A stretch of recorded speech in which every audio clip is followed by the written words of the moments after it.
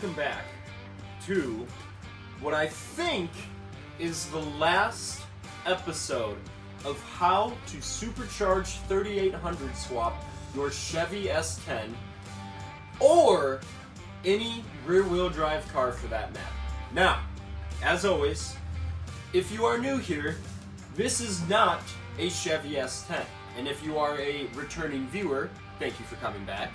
This is a Chevy S10. This is my 1969 Chevy Corvair on a 1996 Chevy S10 pickup truck frame. At one point in time, everything but the Corvair body was S10. Not anymore though, because we got a supercharged V6 under the hood.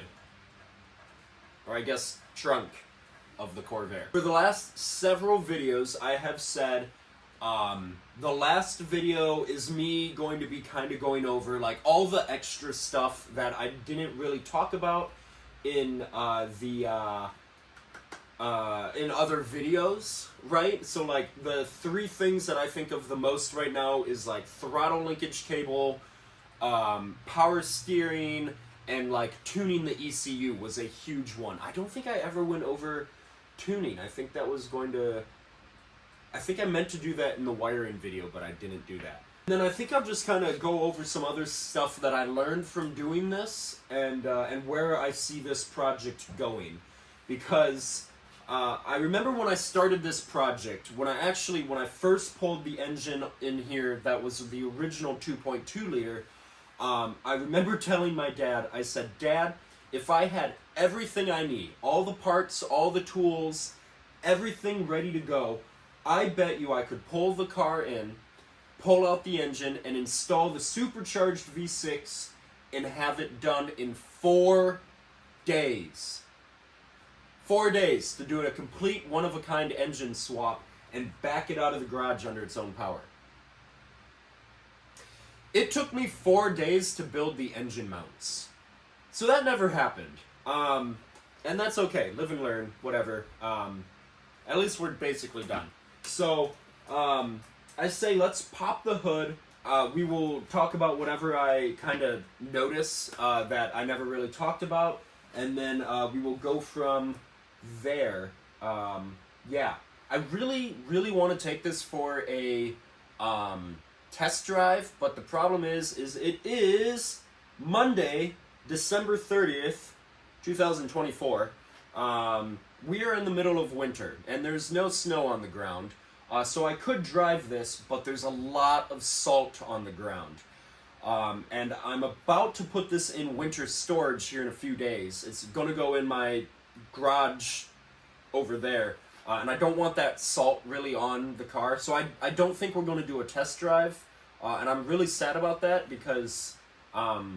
without a test drive, how do you guys even know that the car runs and drives? But I might have some footage I can put up at the end of the video of me driving it. So, also, it has a overheating problem because I have a bad thermostat. So, that's cool.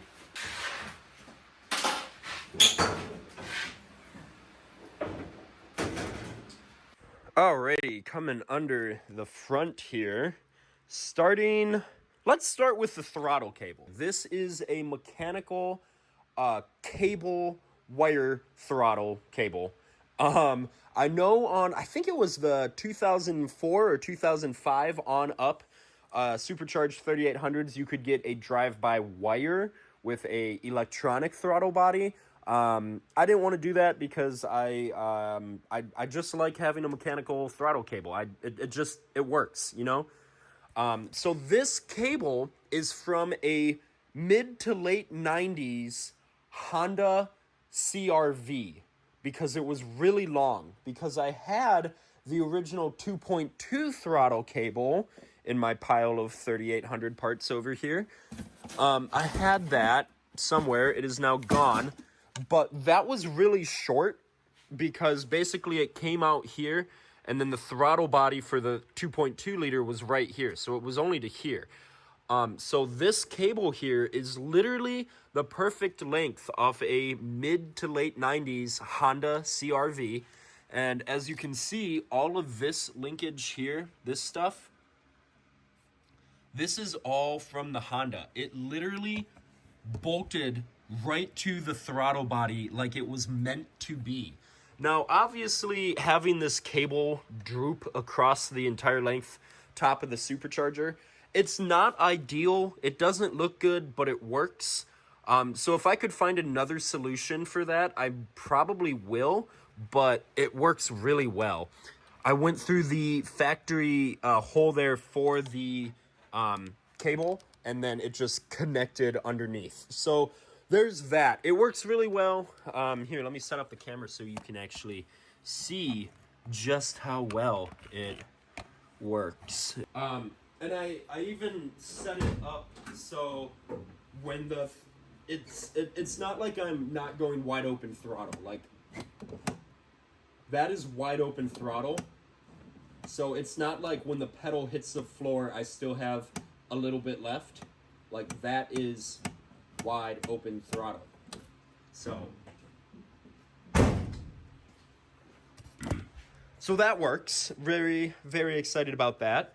The next thing was the power steering, because on the 2.2 liter, the power steering pump is like right here, and then the steering box is right there. So the hydraulic lines for the steering box to the power steering pump are really short. But on the 3800, the power steering pump is all the way over there. So I wasn't sure how I was going to make this work for the a 96 power steering box to a 2000 Bonneville pump. So what I did is I bought a power steering line for a CHEVY S10 2.2 and a power steering line for a 2000 Pontiac Bonneville. And guess what? It's the same thread size, the same thread. When I had my friend Comet over at Comet's garage, he was in the area and he came over and we hung out for a day, and he actually helped me get really good progress done. He took the power steering line right there. You can see the top one right here. This one is the return. So this is not hydraulic. This one is. And you can see he just unbent it. You see that? It's really hard to see. I apologize. Let me see if I can. So right there. And then he unbent it by hand and just kind of made it work. And it works. It's not pretty by any means. I'm not a huge fan of it because it does kind of hang a little low, but it works. So what I kind of want to do is I'd actually like to snip on this side, snip the hydraulic line there, and snip the hydraulic line there or whatever, and then take it to a hydraulic shop and just have a really nice line made where this is the hose is what you see here going across. So that's kind of a temporary setup. Not a huge fan of that, but hey, it works for now.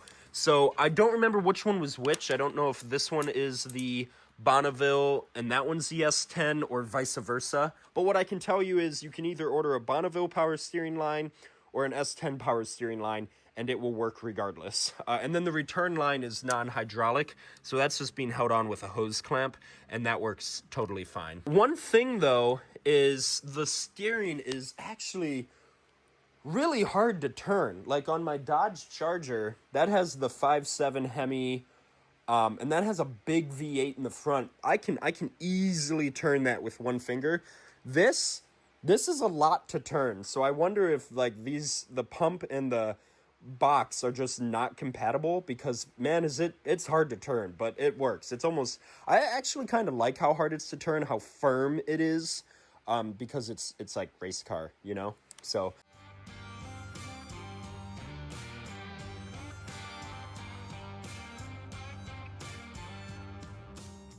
the wiring is still not done. Yeah, so we're not even going to talk about that because I don't want to. Now for the big thing, the AC delete. This is a huge thing. I literally got in an argument with the entire continent of Australia. Because in Australia, they got these engines in a rear-wheel drive configuration. In the United States of America, we never got a supercharged 3800 GM, I should say, the GM 3800 supercharged in a rear-wheel drive configuration.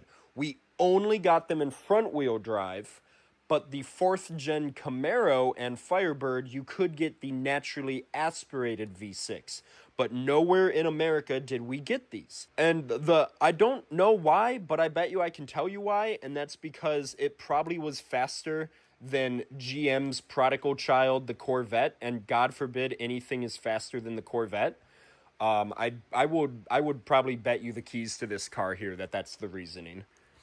Anyway, the AC pulley, if you come down here, you can actually see right here, this entire bracket is the AC bracket. So this right here is, I believe it's a Dorman AC delete pulley.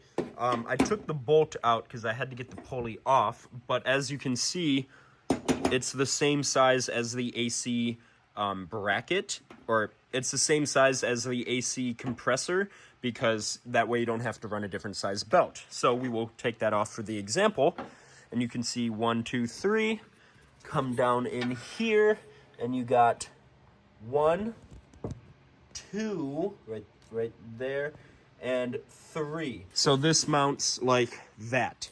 So when I went to install this, and I'm not going to be able to do it now, I got too much crap in the way. When I went to install it, I noticed that it would not fit with this giant pulley on it. And I was like, that's okay. What I'll do is I'll just order another idler pulley right there. And so I did, right there.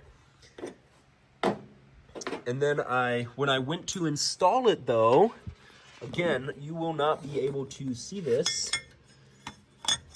It would not fit because of the steering knuckle right there. You can see that it literally cuts into... I really apologize for my filming here. It's hard to get a camera down in there. You can see right here, the steering knuckle is inside the area here where that goes. And not only that, the pulley would have ran into the part of the steering box, and you can't notch the steering box. You can't notch it.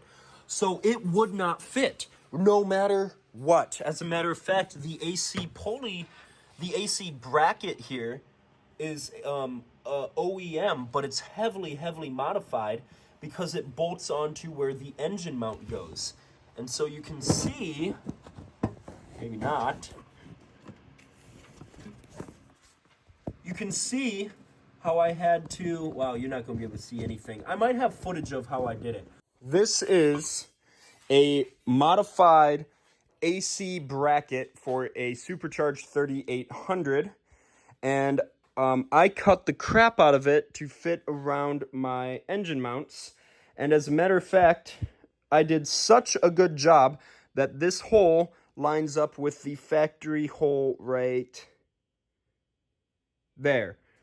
So in theory, this should be within factory spec. So now we're going to flash forward back to whenever I'm going to be talking about routing the belts. Haha, just kidding. We're not going back to the future yet. I wanted to just show how well this fits. I took out the bolts there. However, I don't think they'll be long enough. But basically, this goes right about there. Yeah, that's basically where that goes. But unfortunately, it just would not fit. I'm sorry. If you really want to run AC, you're going to have to do something else. It does not fit. And so when I posted that on TikTok, I got a bunch of comments from Australians saying just run a shorter belt. So perfect example, this is a 2000 Pontiac Bonneville shop manual which is the exact engine this is, 2000 Pontiac Bonneville. And here you go. This is the pulley setup for the accessory drive. The supercharger has its own belt, but right here we have the alternator at the top, comes down around a power steering pump and up around the tensioner pulley. Alternator, down around power steering, tensioner. It then goes around the water pump, around the crankshaft, and around the AC compressor, and then shoots it all the way back up. And if you come here, around the water pump, around the crankshaft, and then keep in mind it's a back belt, this is technically where the AC compressor would have been, and then shoots it all the way back up.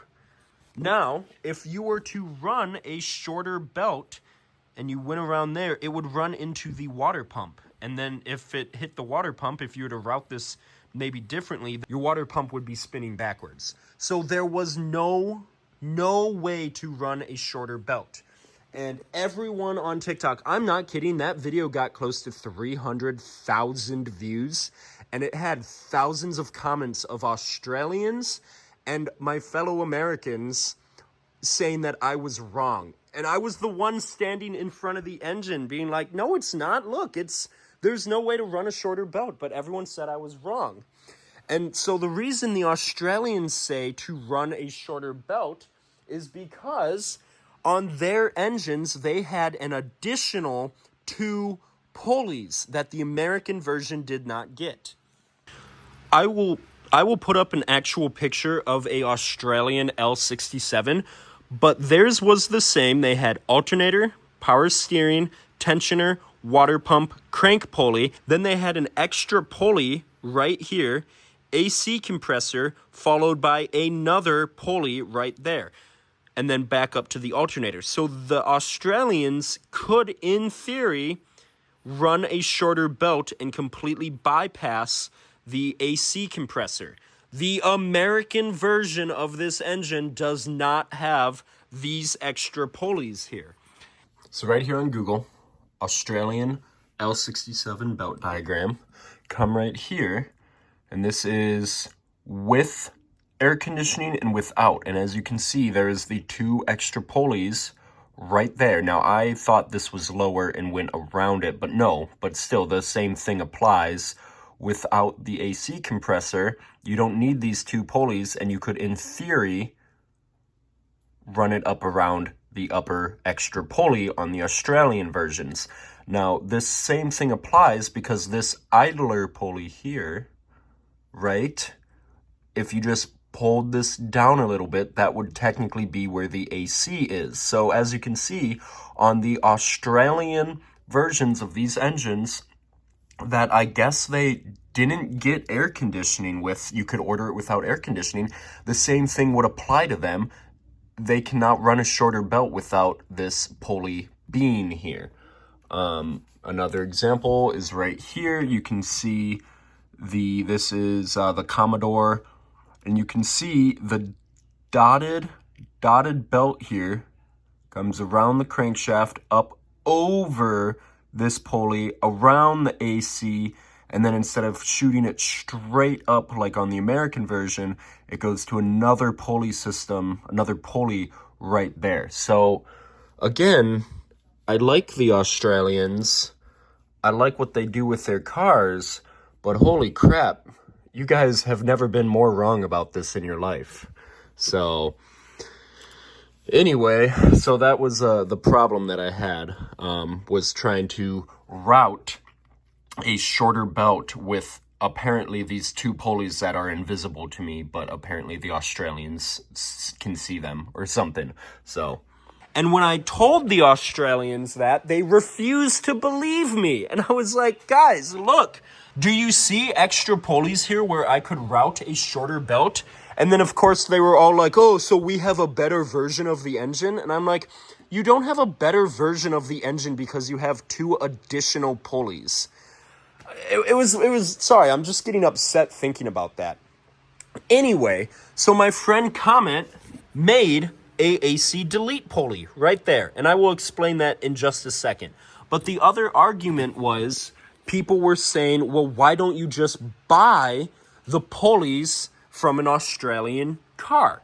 And I was like, why would I spend however much money for those pulleys and then have them shipped to the United States when instead Comet built the delete pulley for literally less than $3, not including the extra pulley that I bought. This bolt plus the nuts that he used for spacers, and then this piece of steel here we bought at a farm tractor supply store, cost like literally $2.64, and it works flawlessly. So what Comet did is there was a hole in the block right here for the AC bracket mounting position. Like it would bolt the bracket into the block. And he got a bolt here that is the same thread, and then using washers as shims, he was able to basically just bolt that to the block, and using his eyes, you can see the belt right there, made it true. And it works perfectly, literally no problem. Now there is one thing that I'm thinking about doing, and that is to weld a bracket to right here and have it come over to here and use this bolt, that's finger loose, use this bolt as an anchor so it's not all this weight, the tension of the belt is forcing the pulley that way, and it will eventually bend it and throw a belt. I hope any of that made sense to you. This is something that if you're doing this project, try to figure out how I did it. I'm doing my best to explain it, but this might be something that you are left with on your own trying to figure out. And then, of course, with that, we had to get a shorter belt.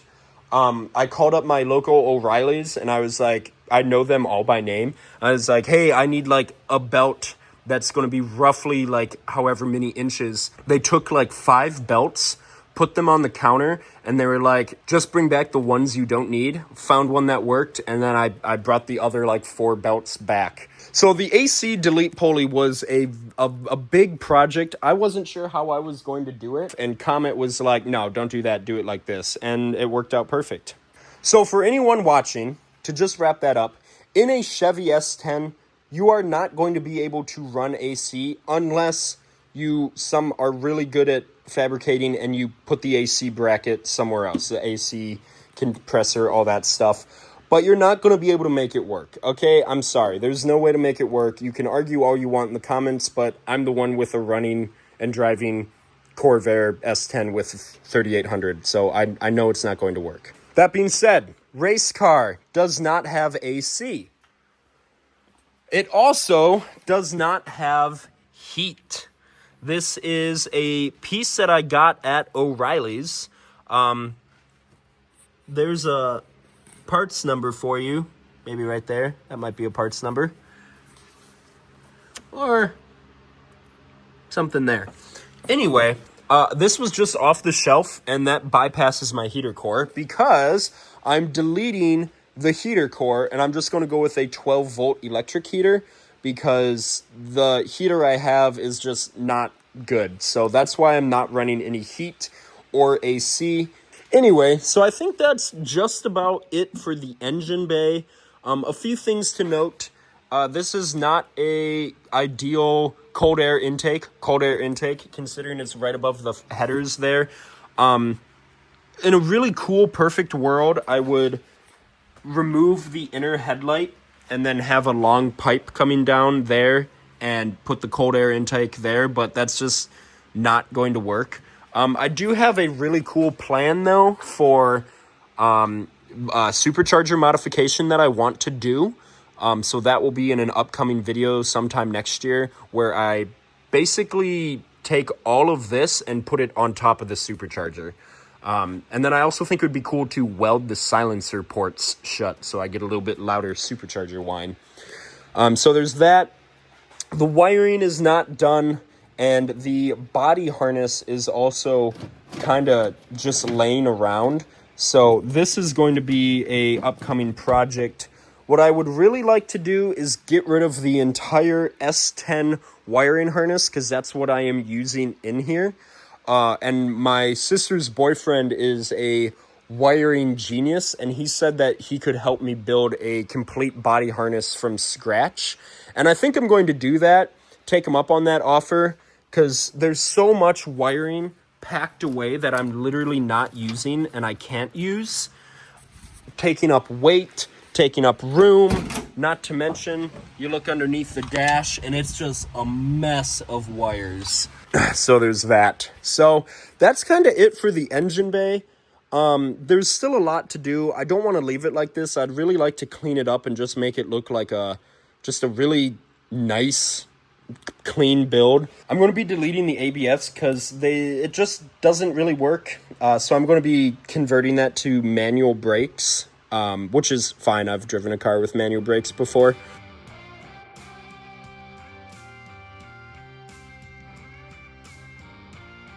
And then I'd like to clean up the wiring.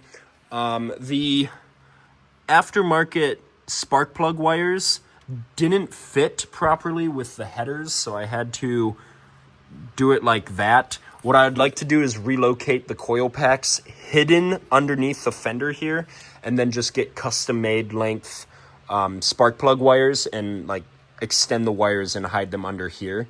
And then that would also kind of hide the effect that it's a V6. Oh, there is one other thing. One of the first videos that I made on this entire project was modifying the supercharger, which involved cutting off the back of it and welding on this aluminum pipe to clear the firewall. A lot of people were like, oh, you should have cut a hole in the firewall and just had the throttle body sticking through the firewall and into the cabin. And it's like, just shut up. Like, I hate when people comment stupid crap like that. Like, and if you're offended by that, then you need to stop commenting stupid stuff like that. I'm not going to cut a hole in a firewall and mount a throttle body in the cabin for my daily driver. The point that I'm getting at is I said I recommend you do not weld on the pipe or anything like that until you have the engine in the car. Because this was the first thing I did, and I had to hope and pray that I had enough clearance. And luckily I did. I did have to massage the back of the firewall a little bit. Massage with a hammer. And luckily for me, it did end up clearing, but it could have been a lot worse. So that's just something that I would really wait for, maybe do as your last thing. Is modifying the supercharger. So that's that. Moving inside the car, the only other thing is that I had to build this shifter relocation thing because of how far forward the engine sits. Instead of the hole for the shifter being right here, it was all the way up here. And I could have easily just taken a metal pipe and bent it at a 90 degree and put it right here, right? And have it shoot down. But my throw would have literally been 1, 2. Like the throw on it would have been crazy. So instead I made this shifter relocation mount. Remote mount shifter. That's what it's called, a remote mount shifter. And I think it turned out great. As a matter of fact, I have my own separate video on me building this, and I will be releasing that video here shortly of how to build a remote mount shifter, but I really like it. So, and then as far as coming back here into my trunk, the only thing I had to change was the fuel pump. And that is because the fuel pump I was using was from a 1989 Chevy S10 Blazer.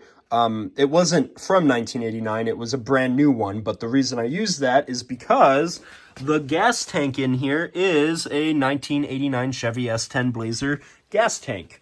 So I had to remove the fuel pump, and the best way to do that was to cut a hole in the floor because I was not going to drop the tank.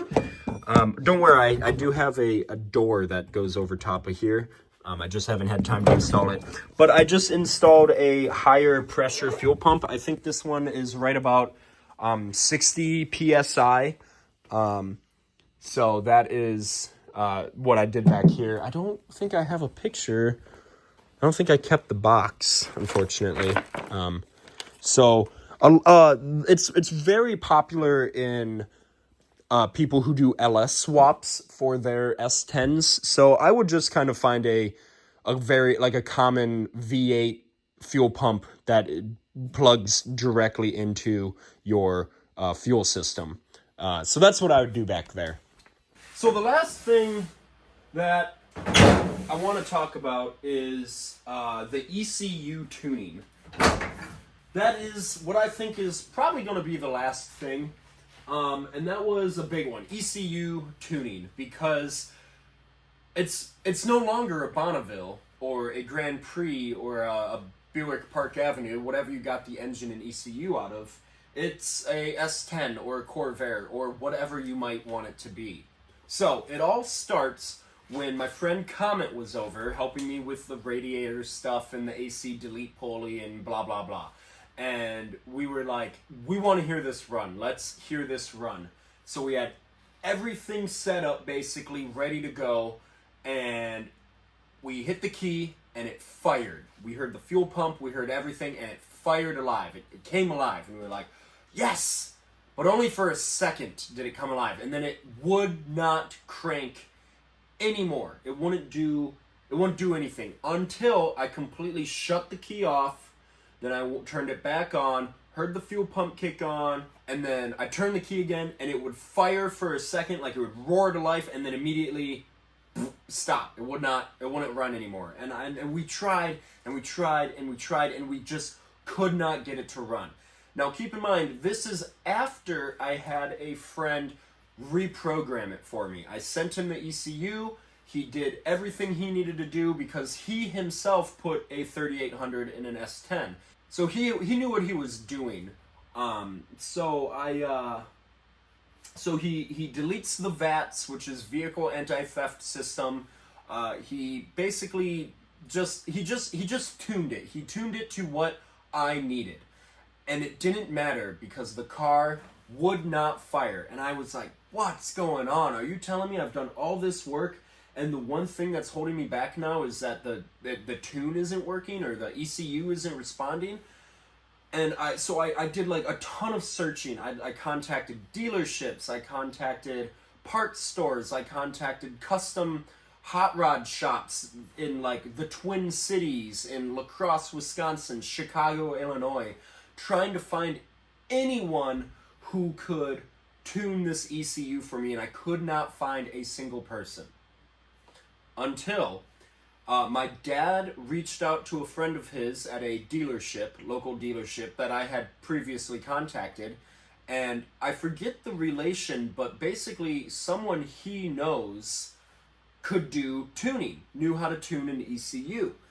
Turns out I'm friends with him. His name is Tony, and he saved my butt like crazy. Without him, truthfully, this project probably would not have been done yet. I would have had to find someone in like California or anywhere to find someone to tune this. But turns out he lived right about a half an hour away from me, and we were already friends on Facebook. And I contacted him. I was like, Tony, you're the guy to go to. I explained to him my problem, and he was like, yeah, I'll be over. And sure enough, he showed up. He plugged in the OBD2. He used HP tuners on his computer. And basically what we had found is the Bonneville ECU, although was tuned to work, it just wouldn't. It would fire. It would fire for a second, like fuel would come out, and then that was it. And and then it wouldn't fire. And I went to a Fiero swap Facebook page, 3800 swap Facebook page, and I put out my problem, and I was like, I don't know what's going on, guys. And every single person was like, reprogram the ECU as a Grand Prix, not a Bonneville, not a Buick Park Avenue. Reprogram the ECU as a Grand Prix. And so Tony, on his computer, found a file for a Grand Prix, and it was a significantly larger file for some reason. And he basically flashed my ECU, deleted. I think he kind of deleted everything. Like, he saved a backup of it, but he deleted everything, and then he downloaded a Grand Prix tune and did a few adjustments, and he was like, hit it. I turned the key, and it fired to life. It started right up, and it was like the most excited I had ever been, because I was like starting to like freak out.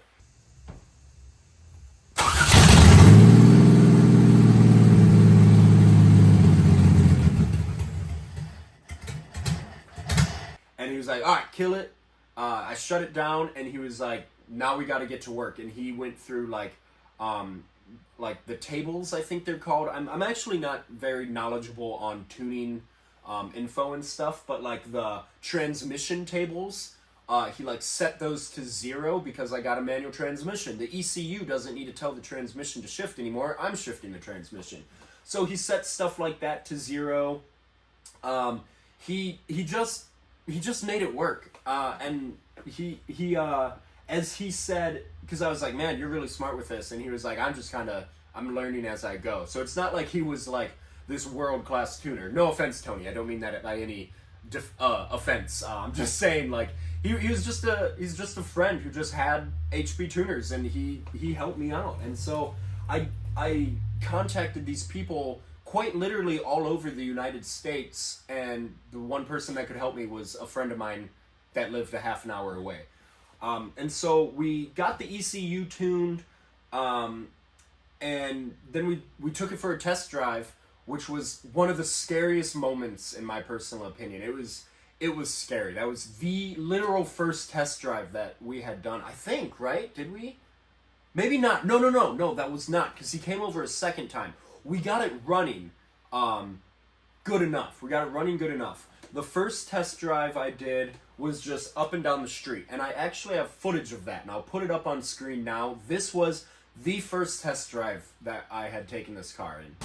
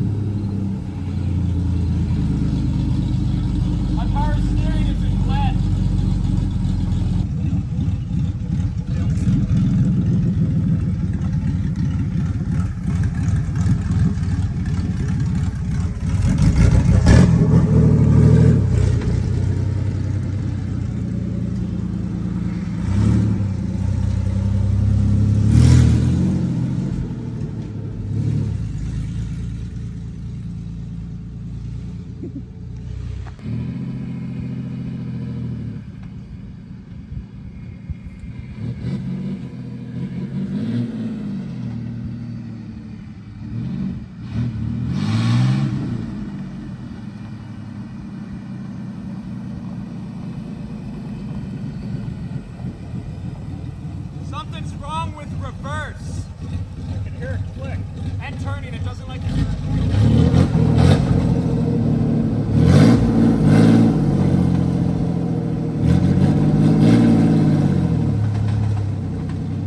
I think my wheels are cambered in like crazy.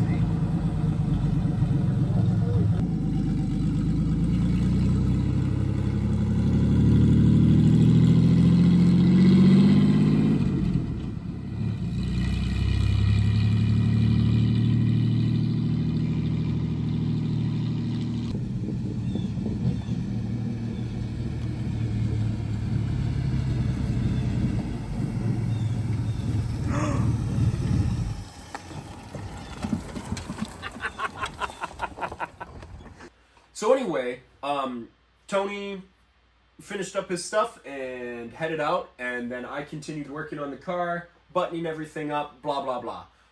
And then I contacted him again. I was like, hey, could you come over again and we'll finish this up? And he was like, sure. He came over. We looked at all like the check engine light stuff. He deleted a bunch of stuff. Just stuff. He deleted stuff. He tuned it. He made it work. And this is where we are now. For anyone watching and you're like, what's the main takeaway? Reprogram your ECU as a Pontiac Grand Prix, like the supercharged one. I think that's the GTP, or is it the GXP? I think it's the GTP because the GXP is the LS4 transversely mounted. So just reprogram it as a Grand Prix. And then just kind of look at your tuning tables and figure out what you need. It's actually not that hard looking at it, watching Tony doing it. There is one weird thing, and that is it rev hangs a little bit. Like I'll rev it up, and instead of going room, it'll go room. Ignore my car noises. I'm not quite sure why it does that. A lot of people are like, you have a vacuum leak. I don't think I do because I've had a vacuum leak before, and it doesn't sound like this. I might though, I could totally be wrong, but someone else said you probably need to retune your map. Map tables, I think is again the proper term. So as much as Tony did a phenomenal job tuning this, and I truly cannot thank him enough, I still think there's something not quite running right. I don't think it's running to its full happy potential, if that makes sense. So I want to do some more research on that. I'll probably contact the Fiero guys and be like, hey, how did you tune this? Like, what did you kind of do? Because it's basically the same concept. Everything else I feel like I covered in the videos.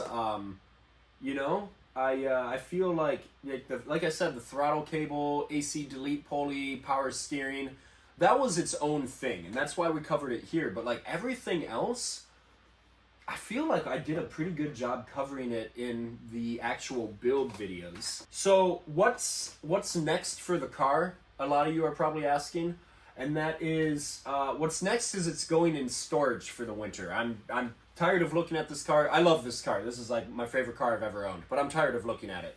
So I'm going to put it in winter storage, and next spring, early spring, I would like to pull it back out and finally fix everything that's wrong with it. There's a lot that's wrong, and I'm just done with it for now. I want to put it away. I've been working on it nonstop for like the past 7 months. I'm just done.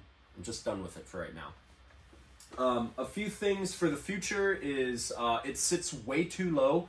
The engine weighs a lot more, so my cross member, the cradle, the engine cradle cross member, what's it called? Skid plate. The skid plate sits about 2 inches off the ground right now. I can't even get a low profile jack under it. I'm going to be getting rid of my 2-inch drop spindles and replacing it with OEM spindles, which will raise the front of the car up a good 2 inches. And I think I'll be able to retain that really cool vintage look without making it look like it's sitting too high. So there's that. I need to do an alignment. My brand new thermostat has already failed, so this like doesn't heat up, and by the time it does heat up, it's overheating. So it's just like a lot left yet. So unfortunately, I don't have any. I'm not going to do a driving video today. I really wanted to have this cool video planned, this like very nice looking cinematic video. Where I take it for a test drive, kind of like when I did the turbo video on this, to show it actually ran and drove.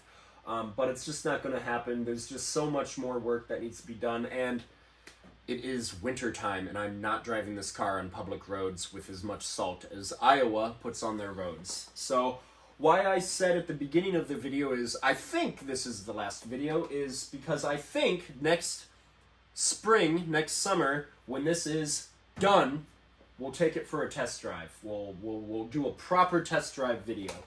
And then just, there's one more thing that I want to say, and then I have something cool to say, something really cool to say. So I want to thank a few people. I really want to thank Chris, who was the one who added me to a Facebook group chat of people who were interested in 3800 swapping their S10s. I want to thank Kinsent, who was also a part of that group chat, because he had done this swap as well. So those two guys who had already done the swap or were actively doing it really helped me out along the way. because a lot of this information came from them because they were actively doing it. I want to thank my friend Tony, who really helped me at the end with the ECU tuning. Like, I genuinely cannot thank you enough, Tony, because, like I said, like, I called a lot of people and no one could help me. I want to thank Comet, who was in the area, and I was like, come on down, help me out, and he actually helped me out because my AC bracket that I had planned was stupid. What I had planned was dumb. Comet came in and was like, we're not doing that, we're going to do it this way, and that's how we did it. I also want to thank Fiero Roger. I talked about him in the transmission and clutch video. He is quite literally world-renowned, known for balance matching flywheels for this exact project. Technically Fiero's, but the same concept applied for this, to balance match my flywheel, because they are externally balanced engines, so you need a balance matched flywheel. Watch the video on that. I'll put it up on the screen somewhere. So I really want to thank him because he helped me out. Another cool thing is he's world renowned, but he lives like an hour away from me, and he invited my dad and I to his shop to balance match it. Complete strangers, and he just invited us. And now I get to call him my friend, so that's cool. So I'm actually planning on taking this car to his house sometime next year. So I can show it to him, probably during a car show, a local car show. I think that'd be fun. And lastly, I would like to thank Mason, who is quite literally the entire reason that this project is happening. Like over a year ago, on a Facebook page for S10s, he posted a picture of his first generation S10 Blazer that he made look like a Grand National, which was a awesome choice. And under the hood was a supercharged V6, exactly like what I had been wanting to do. And I commented on the post and I was like, hey, I really want to do this.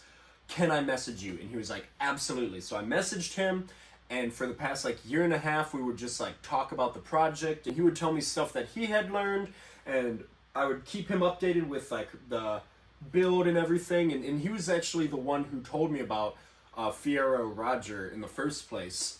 So he helped out with that, and he's truly helped a lot, and I really don't think this project would have happened the way it did without him. I think I still would have tried to pull this project off without him, but I think if it wasn't for him, it would not have gone this smoothly. Speaking of Mason and his awesome Blazer, while you've watched this now 11-part series of how to supercharge 3800 swap your S10, or any rear-wheel drive car for that matter, and you've thought to yourself, that's a lot of work, and I don't want to do that, but I want to buy one, well, you're in luck, because Mason is actually selling his Blazer, and he didn't ask me to do this. I asked him if I could promote his Blazer for him, because I guess he's just moving on to other projects, and he's ready to let it go.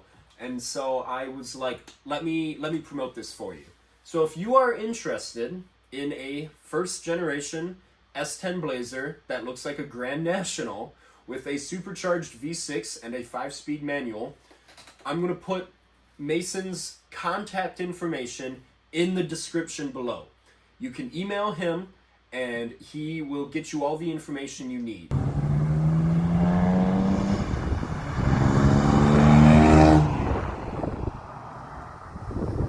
This is an awesome car. I actually watched a YouTube video of someone interviewing Mason at a car show. I will put that in the description below as well. And you can kind of see it. So if this is something that you've always wanted to do, but you just feel like this is a project you can't take on, just buy one. Buy it from Mason. This dude knows so much stuff, and like I said, this project wouldn't have happened without him. So he knows what he's doing. He knows what he's talking about. So again, if you are interested in a first generation S10 Blazer with a supercharged V6, contact Mason. So, with that being said, we have come to the end of the video and the build for right now. Like I said, next year, next season, next spring, summer, I will do a proper test drive video of this project. Until then, I have already shown you some footage of me driving to prove that it does in fact drive. And yeah, so with that being said, thank you for watching. Please like the video if you want to. Please subscribe. We're almost at 25,500 subscribers. Speaking of, my big announcement video is coming out next. That will be the next video of something that I've had planned for a while, and now that I've hit 25,000, I feel like it's a good time to tell you guys. So stay tuned for that. And yeah, that's it, everyone. That's how you supercharge 3800 swap your Chevy S10 or any rear-wheel drive car for that matter.